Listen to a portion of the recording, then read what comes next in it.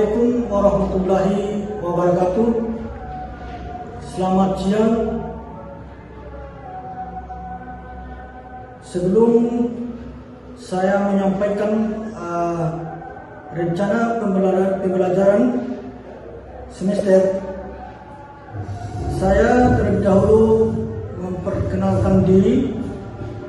Nama saya Muhammad Jamin STNT, NIDN 0830046901, dosen Prodi Teknik Sipil, Fakultas Sains dan Teknologi, Universitas Kamaruda Badabin.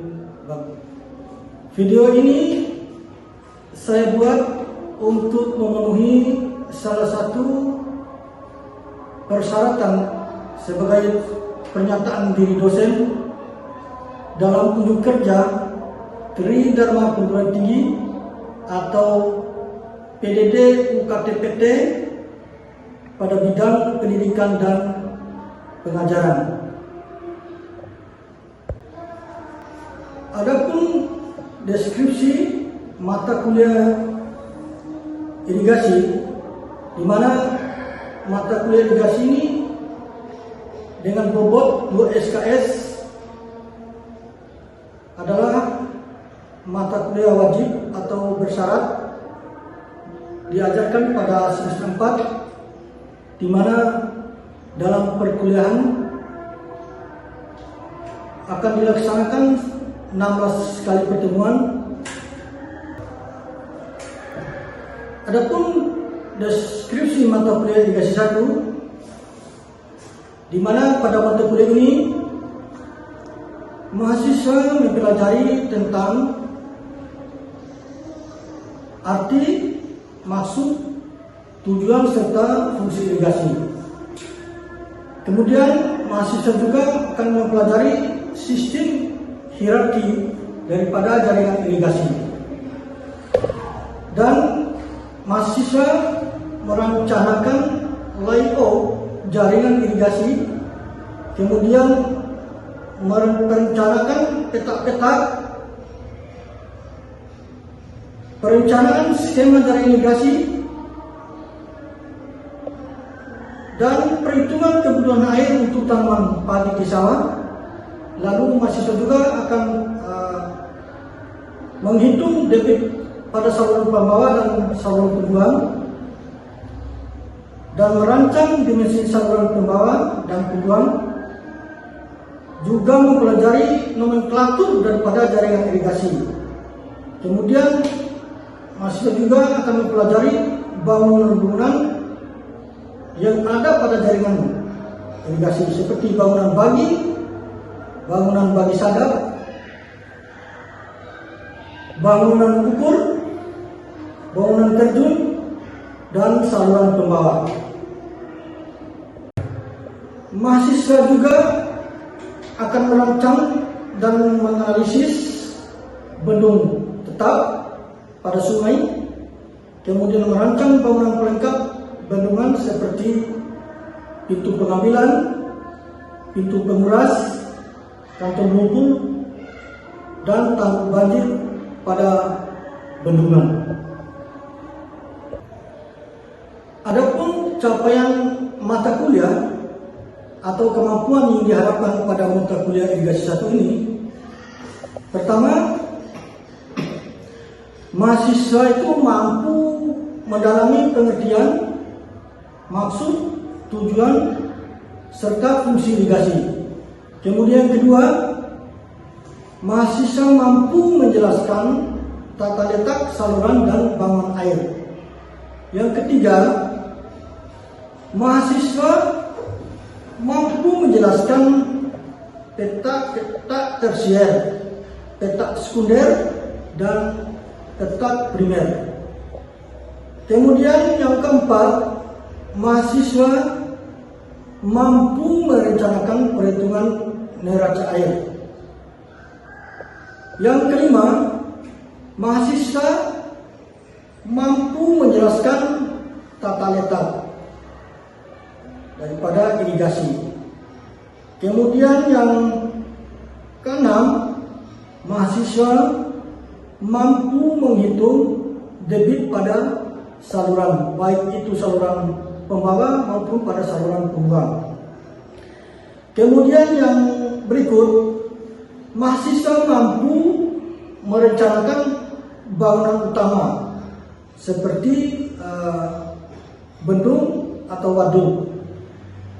Lalu berikutnya, mahasiswa mampu menganalisis besarnya kebutuhan air irigasi di petak sawah. Kemudian yang terakhir, mahasiswa mampu menjelaskan dan mendesain fungsi dan prosedur desain dari berbagai bangunan hidrolik. Adapun metode perkuliahan untuk mata kuliah irigasi ini, yaitu pertama dengan metode ceramah atau interaktif antara mahasiswa dan dosen, kemudian ada diskusi kelompok, lalu ada semacam simulasi perhitungan. Nah, kemudian ada studi kasus.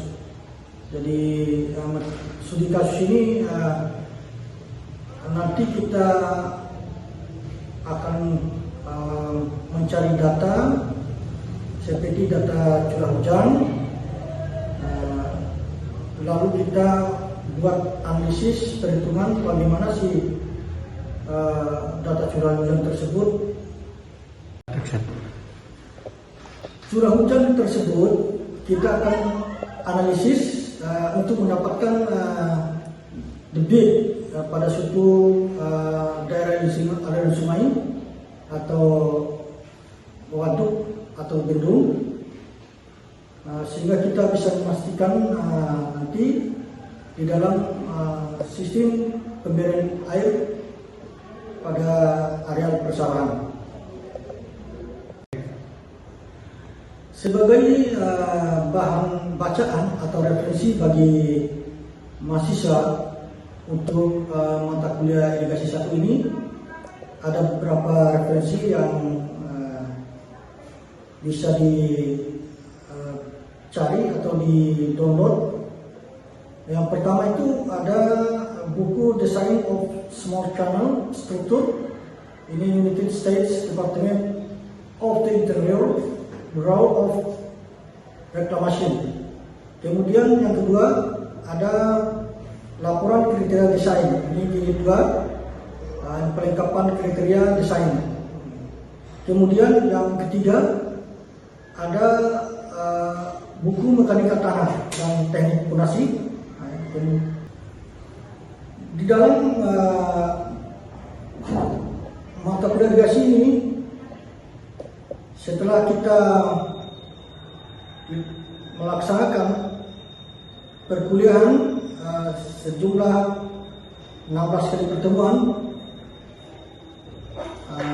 tentu akan dilakukan evaluasi atau asesmen. Ini untuk memberikan penilaian akhir atau hasil akhir, di mana di dalam pemberian nilai ini ada 3 yang harus dinilai. Pertama, kehadiran kuis, tugas, ini bobotnya 50%. Kemudian UTS 20% dan ujian akhir semester 30%, dari total 100%. Untuk pembelajaran mata kuliah irigasi 1 pertemuan pertama dapat dilihat atau ditonton pada video berikut ini.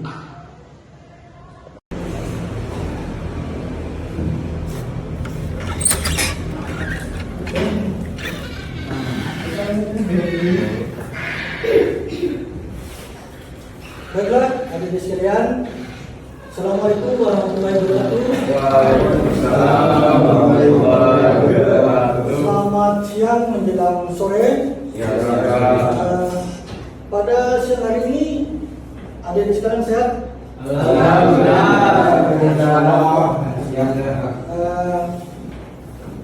Adik-adik sekalian, pada pertemuan kali ini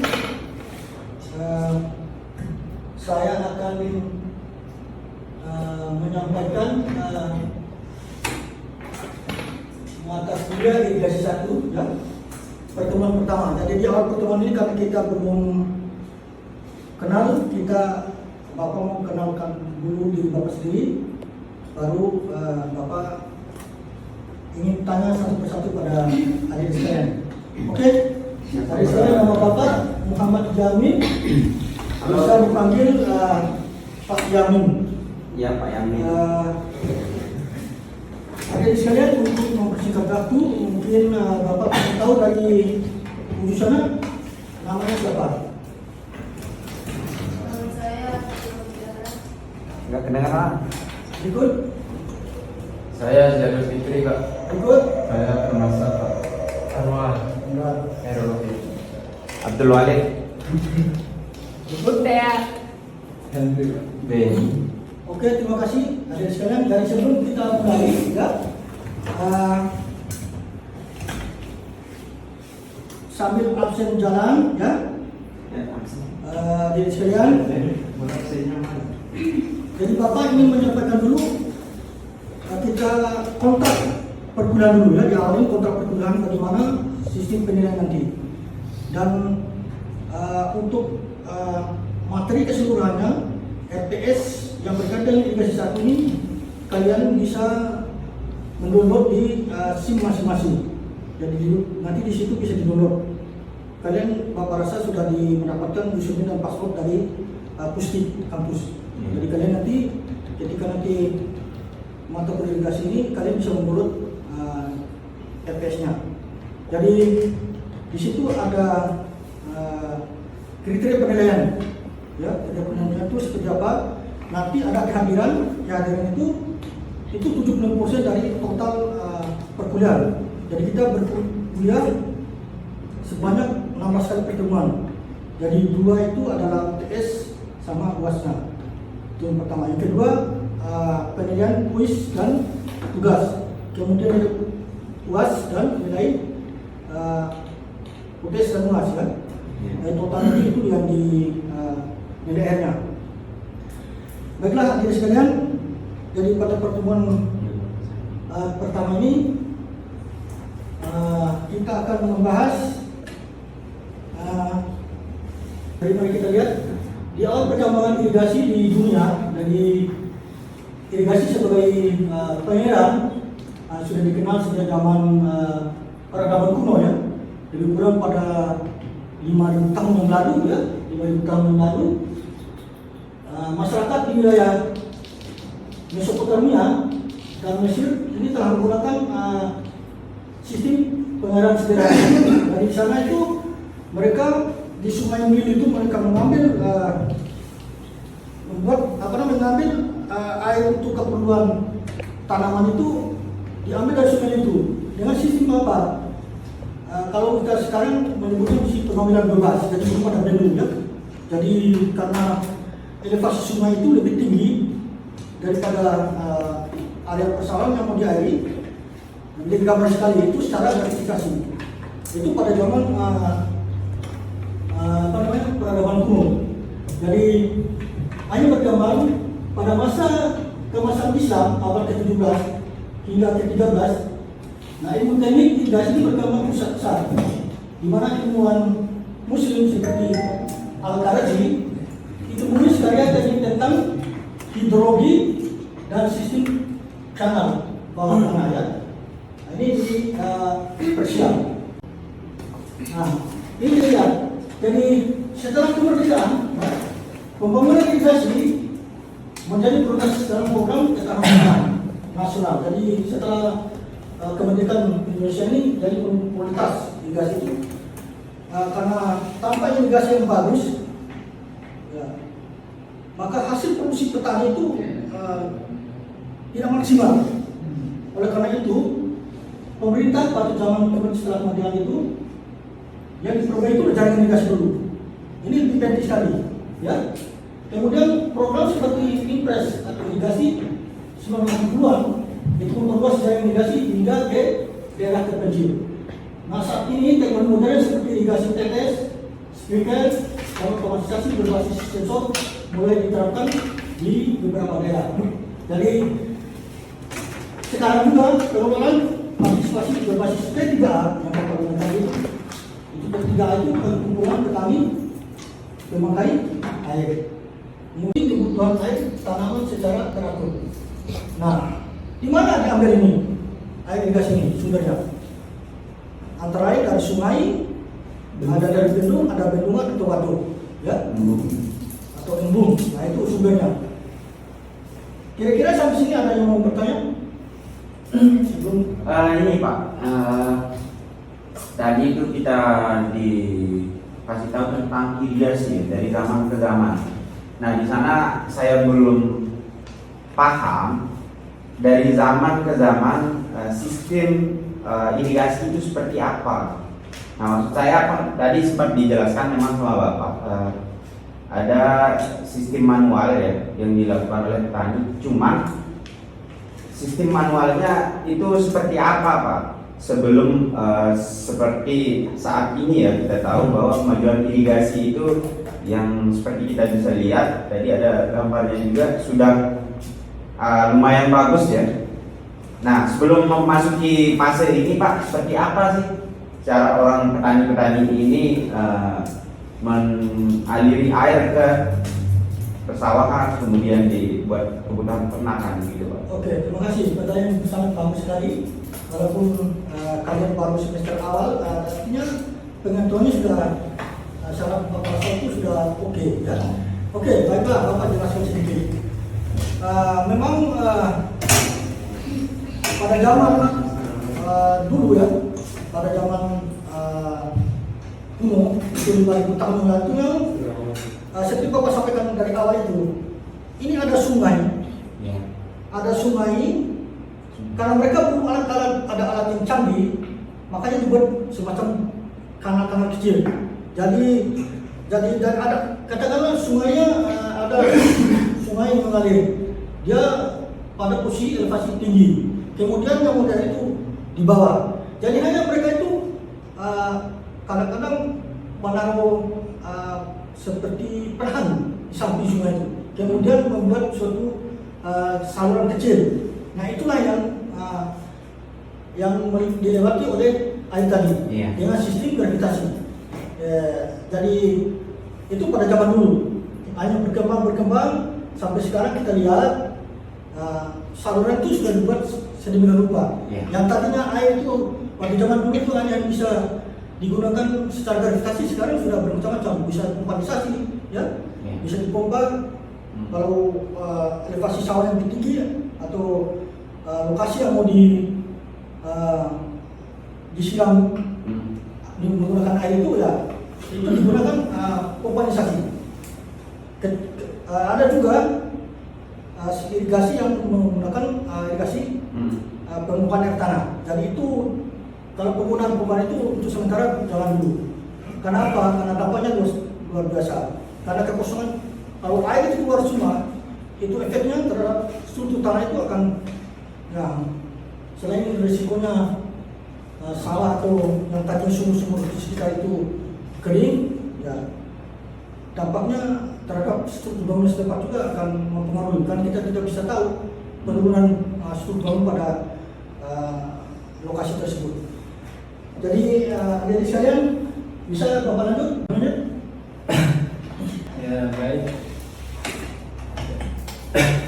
Pertanyaan saya juga jauh dari saudara Abdul Wahid tadi Pak. Di sini saya mau bertanya dari materi yang sudah Bapak sampaikan tadi, saya belum bisa menemukan apa perbedaannya antara irigasi modern dengan irigasi di era digital yang sekarang. Kalau modern yang digital itu artinya dikembang. Digital dikatakan digital karena sekarang kan orang mengoperasikan itu ada sekarang pakai remote, kadang-kadang itu digitalisasi namanya.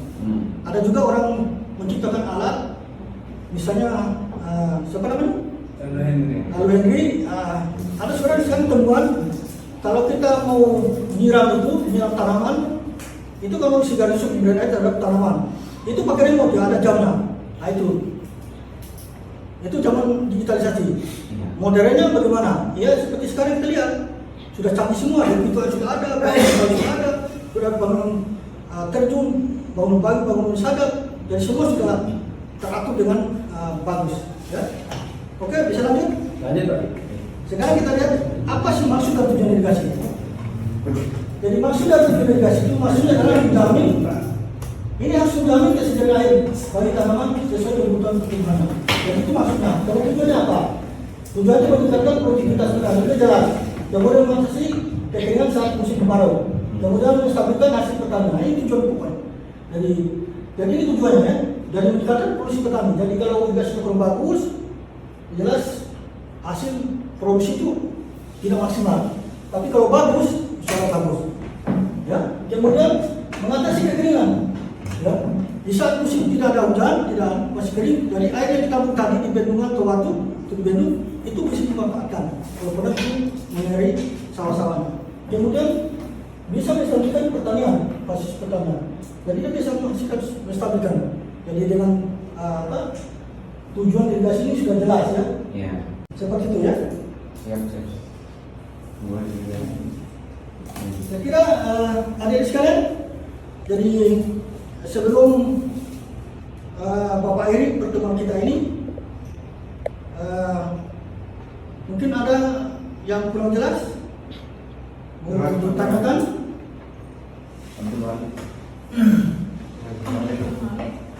Karena waktu kita untuk pertemuan ini dibatasi. Silakan satu saja. Ya, sekali lagi Pak. Ya. Ya, apakah bisa bendungan atau alat penampung air yang Bapak maksud dan kawan-kawannya mengalami kekeringan? Nah, seandainya bisa, solusi yang harus kita lakukan apa? Kalau kekeringan, selama pengetahuan Bapak, tidak pernah terjadi walaupun seperti bendungan Tujai kita lihat, bendungan Tegak. Palingan penurunan debit air saja. Nah, kalau sampai kering tidak ada. Cuma penurunan debit air yang tadinya misalnya di debit air sudah sekian meter kubik dan bisa mengairi sekian ratus hektar.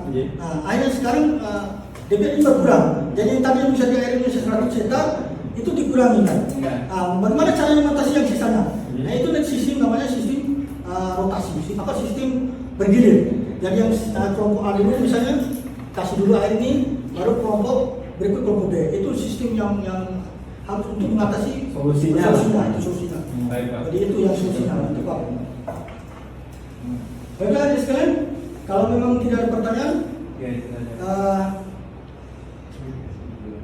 insyaallah pada pertemuan berikutnya kita akan lebih banyak berdiskusi tentang persoalan tentang irigasi ini. Saya berharap kalian bisa aktif untuk bertanya untuk perkembangan ini. Mungkin untuk pertemuan kita pada kali ini Bapak cukup sekian. Terima kasih atas perhatiannya. Mohon maaf atas kekurangannya. Sekian. Assalamualaikum warahmatullahi wabarakatuh. Waalaikumsalam.